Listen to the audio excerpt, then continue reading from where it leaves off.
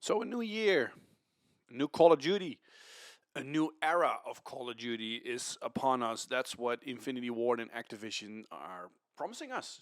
This was the year that it will all be different, a new era of Call of Duty. Now, the beta has received some mixed receptions.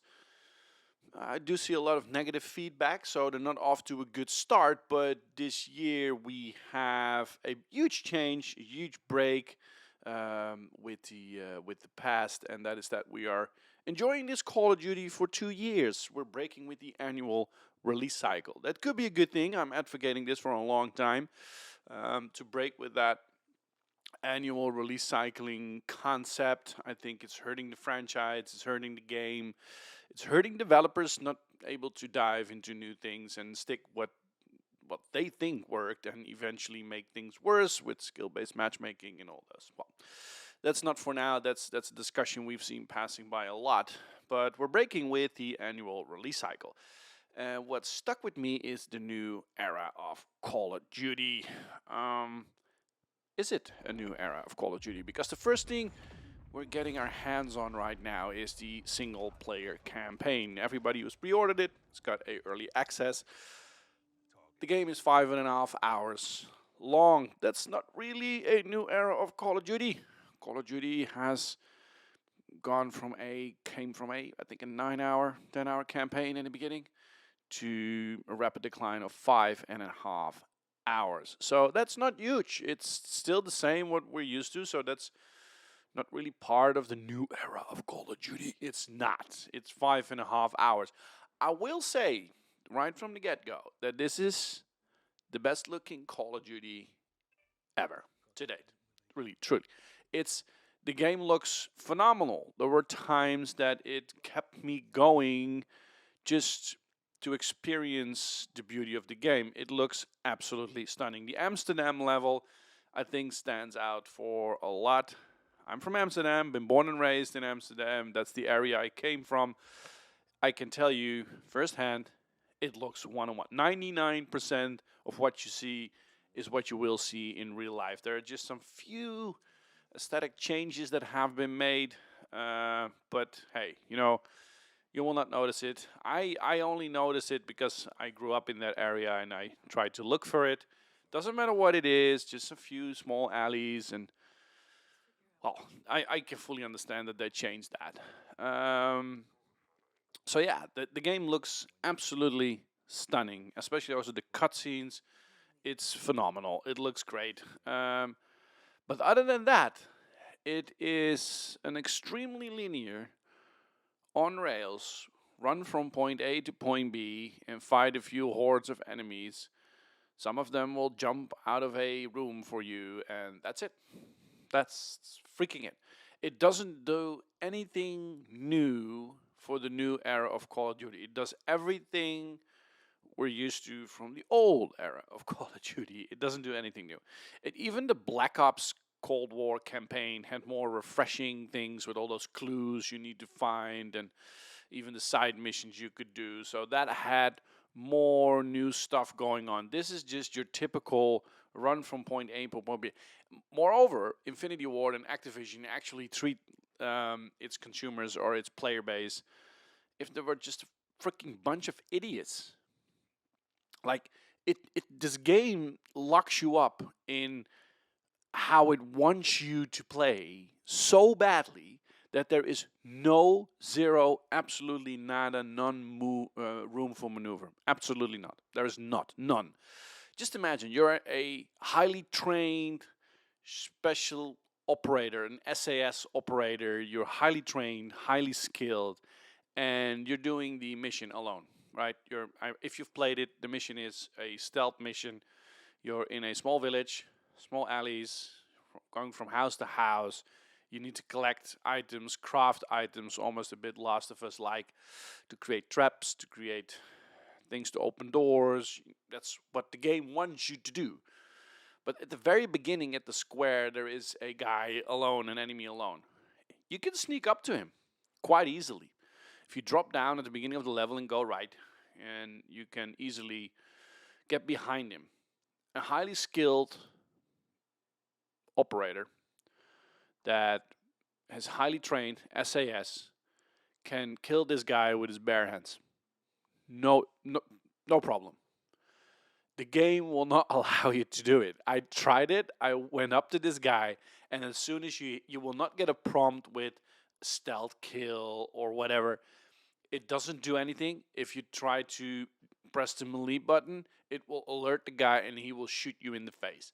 That is how this game works. It is Jesus freaking Christ. There are moments in there that you will die over and over again because the game wants you to move in a certain direction and there is no way to deviate from that path. Absolutely no way. There is even, if you're in a helicopter in one of the final missions, you're in a helicopter on a huge building or a flat. I think it's Chicago, and if you're in the helicopter, you're able to fire your gun. I aimed at a spot on the ground where there were no civilians, no cars, it was just grass, and I just fired it, and immediately the screen goes vague and said, "You're not allowed to fire your weapon," and the whole mission starts over again.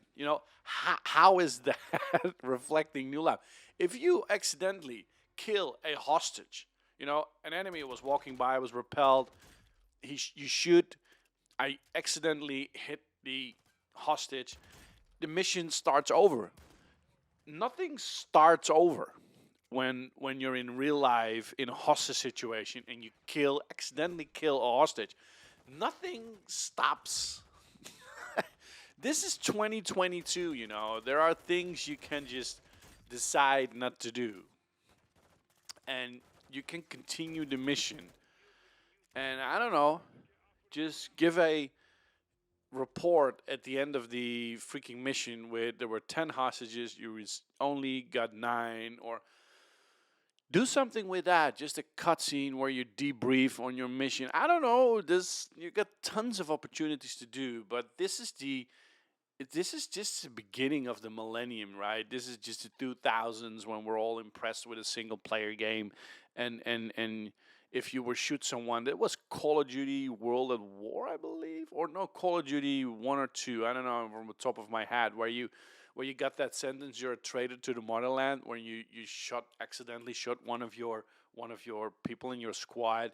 We found that funny, but it has been repeated over and over again in all those first person shooters. We get it. You want us to feel stupid and only fire a gun when the game wants you to fire a gun. Just penalize me for firing my gun at the end of the fucking mission. I don't know. I don't care. But overall experience, it kept me going because of the visuals. The gunfights are, satisfying. The story, it's about missiles. You need to get back missiles. That's the very short, cutting corners. Few missiles are gone. You need to get them back, and on your way, it's turning into a freaking mess with all kinds of factions and cartel and okay. It's over the top. It's Call of Duty. It's almost Michael Bay type of style of bombastic way of things happening that will never happen in real life. But okay, it's good. It's fantastic. All the soap goes. They're all in there. Fantastic. It's just another Modern Warfare 2 story. It's not a more. It's just a story. It's fine. It's not exceptionally Champions League level, but it's fantastic. It's good. It just gives you a reason to go from one area to another area and shoot people.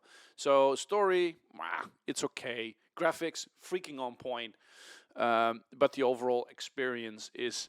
This is not a new era of Call of Duty. This is the old era of Call of Duty. This is just a single-player campaign, as you have seen all those single-player campaigns. Nothing new on the horizon. Nothing new under the sun. There's nothing new to be expected. And it is just a... It keeps people occupied in the last few days before the actual release of the multiplayer. Because... not even the multiplayer is the core anymore of Call of Duty. My prediction is that the multiplayer is going to be mediocre at best. But Warzone 2 is going to be the designated target for Activision and Infinity Ward to capitalize on. Multiplayer is nothing more than a platform to level up your guns, and people will do so in a to be searched environment that is easy and quick. Um, Single player campaign, apart from graphics, runs smooth. It runs smooth, by the way. It runs really smooth. I've seen zero popping or whatever. Just annoying levels sometimes. The stealth one, the car chase scene is also one. It's it's not GTA. Some car chasing is fine, but this just stretches to the freaking limit. It's Jesus Christ, jumping from one car to another car and throwing mines in a sequence. It's Jesus Christ. It's as what I said. I can drag on about this, but it's the same old Call of Duty that we've seen. Same old first-person shooter single-player game that we've seen in last 20 years, maybe. There's nothing new on the horizon. So mediocre start of the Call of Duty new era. I give it a 6 out of 10. 6 for the graphics, and the rest is just noise. Back to the madness. Bye.